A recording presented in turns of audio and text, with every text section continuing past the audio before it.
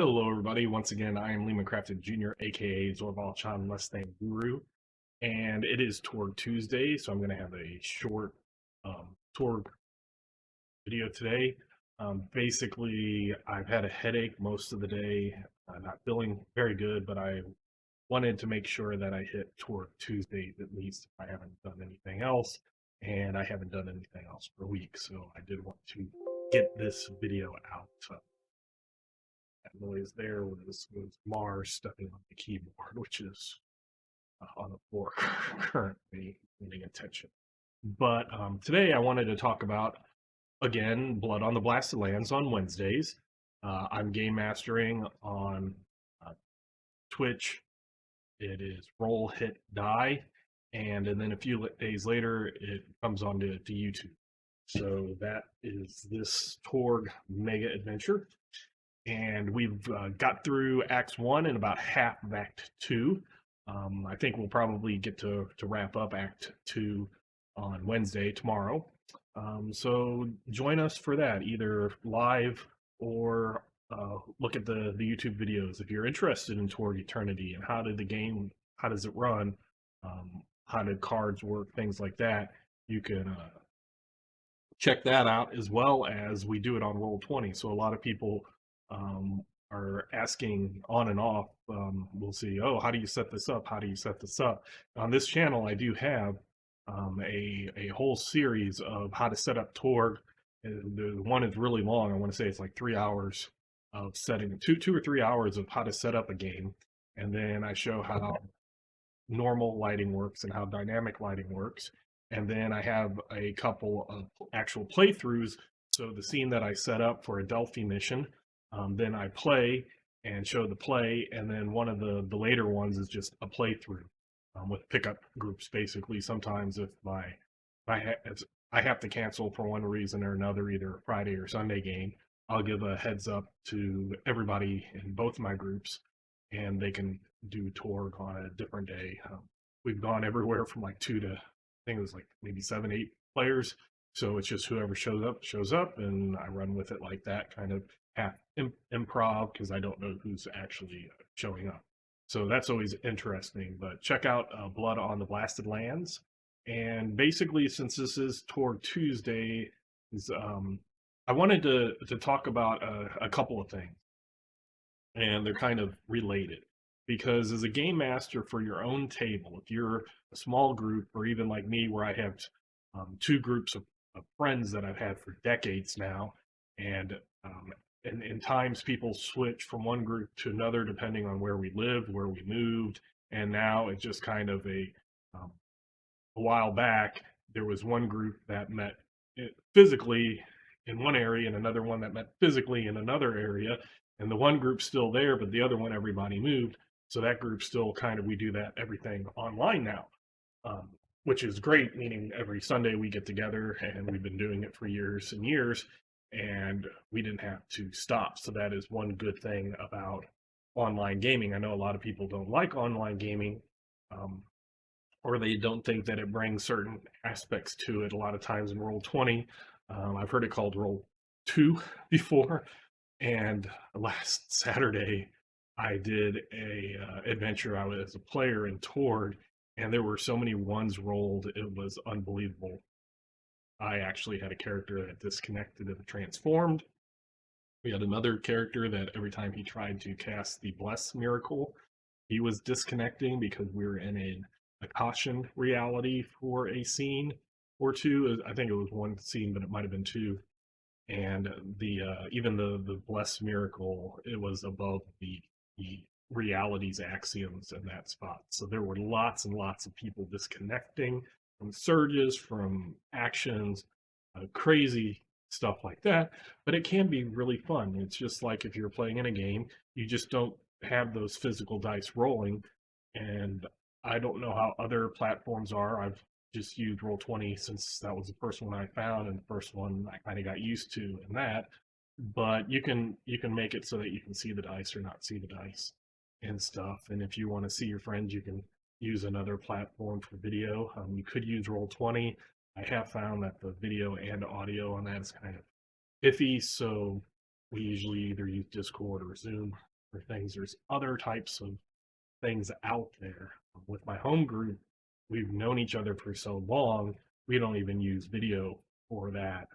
We just use audio. And I know a lot of people like seeing expressions and stuff like that. And if you want to do that, you can add video. But that's a different topic. Basically, I wanted to talk about the group. When you're in your own table group, you are able as a game master to adjust things.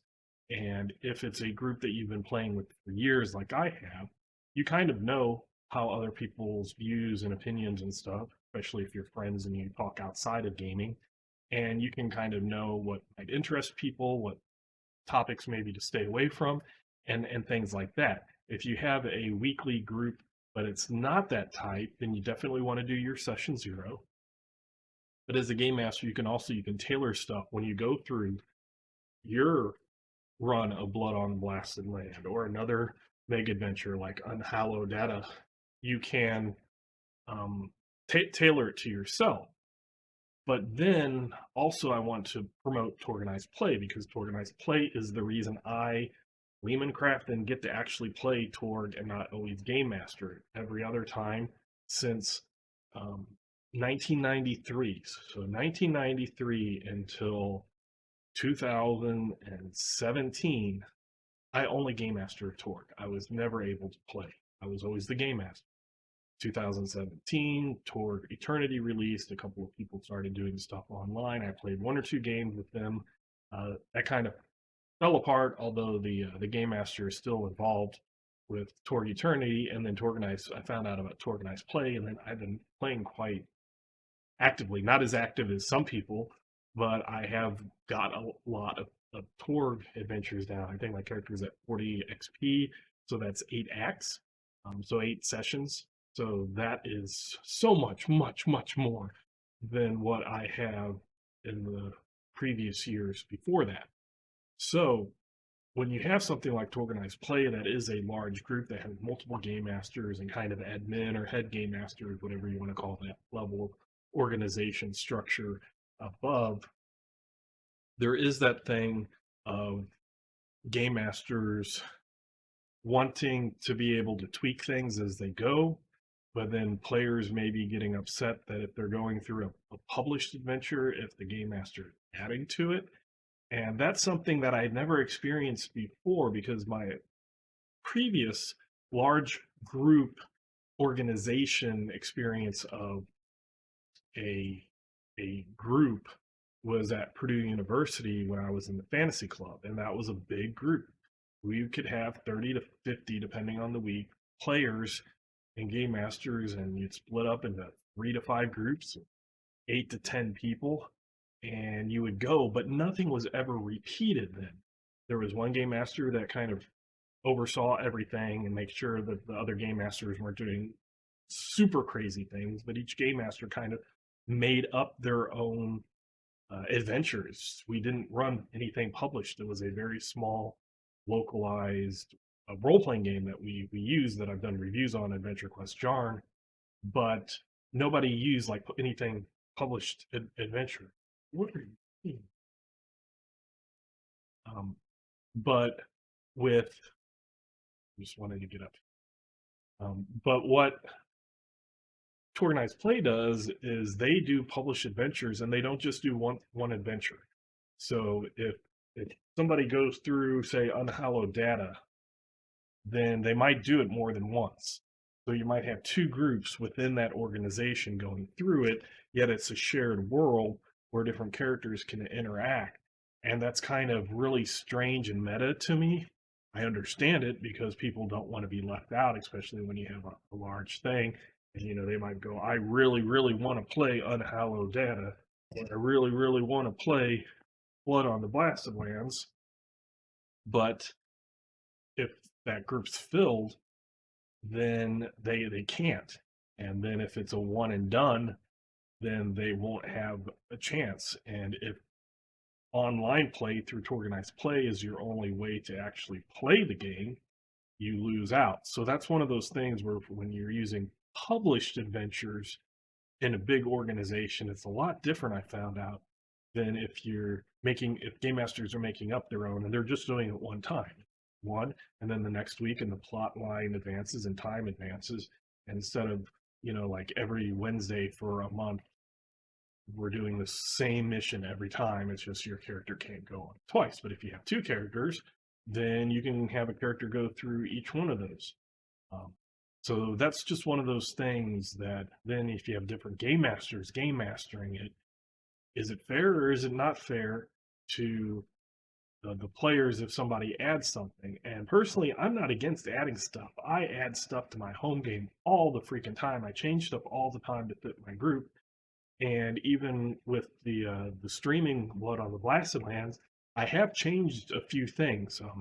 Some of the names, even though I'm one of the three authors who wrote it, when I went through and when we were all looking over each other's work, we were in a time crunch. So sometimes I didn't notice something, or like I didn't see that an O at the end of a name was there instead of an A.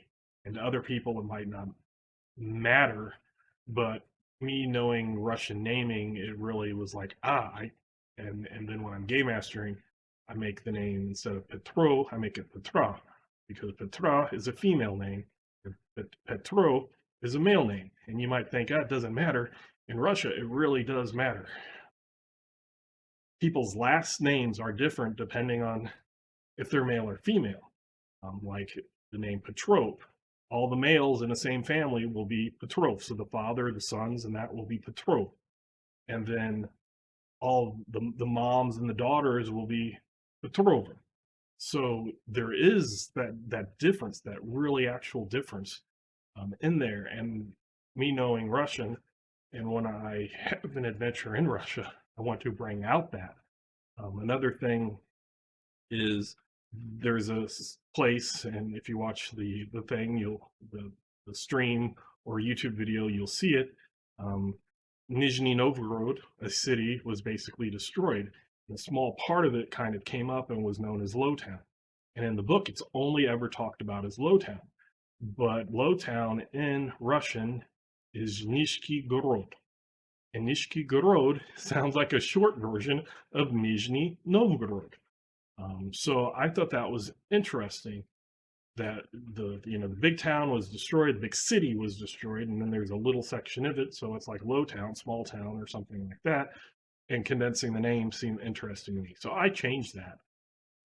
I don't think if somebody went through it and did it all as low town, it would be bad. I just wanted to add some of my experience and stuff like that to it, and I don't think it really changes stuff. There was another game I found out later after I played it that the whole first scene was kind of a made up thing. It wasn't supposed to actually be an event, and the game master wanted it to be an event. And personally, I don't see the problem with that.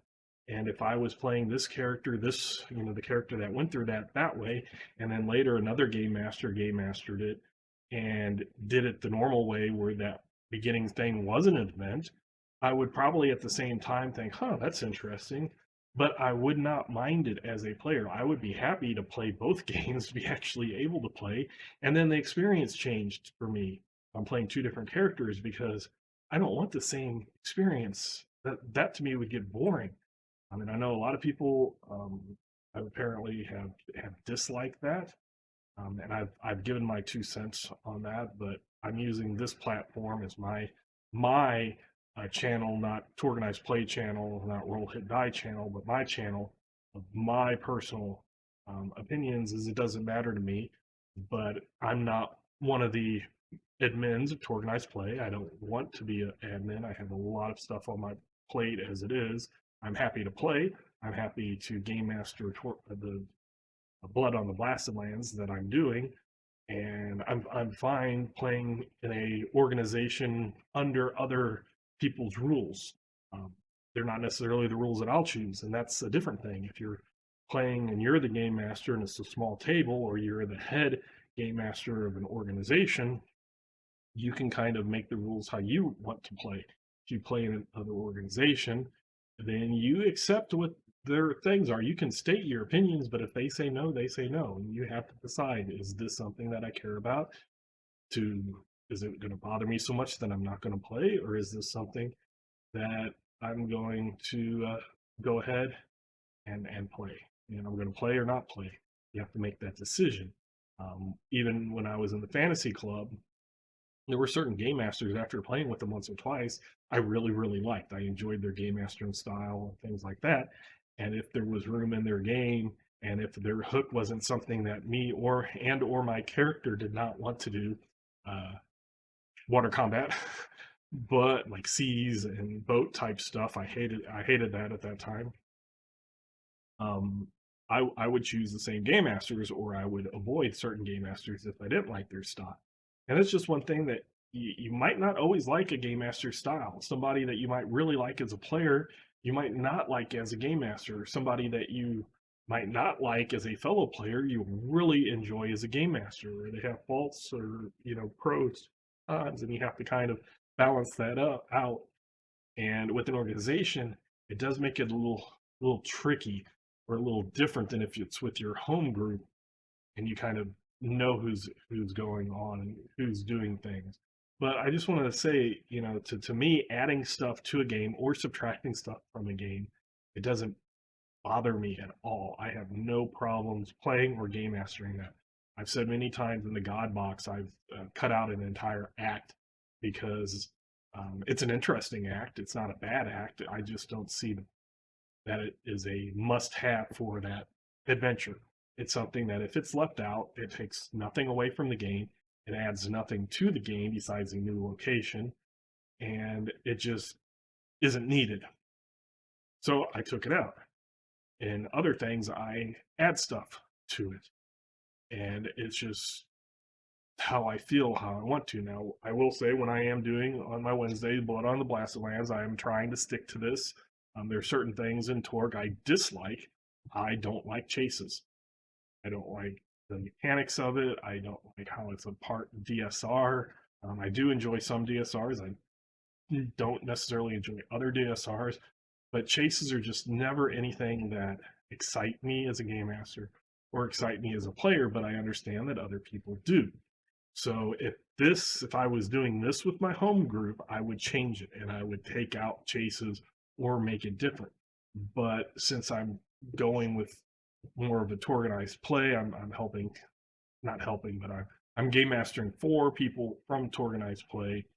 I'm trying to keep closer to this, or as close to this as I can, with just changing names to be a little bit better, like I explained before, or certain situations. I noticed that something that I didn't notice when I was kind of doing when we were doing our review passes of it, I didn't notice, and then when I was going through it for the actual game mastering it, I was like, huh, this part here doesn't quite make sense. So change it. Also, now I didn't write this, and so far my group had a lot of fun with unhallowed data.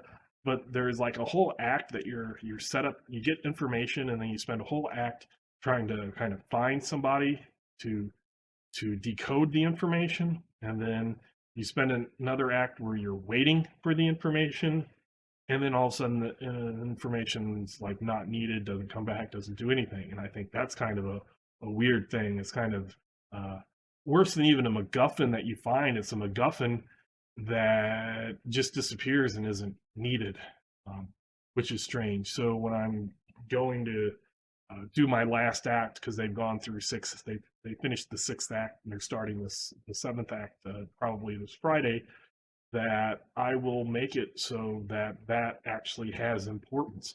It might just be something where I find information that's given to them later in the seventh act and just have that be it.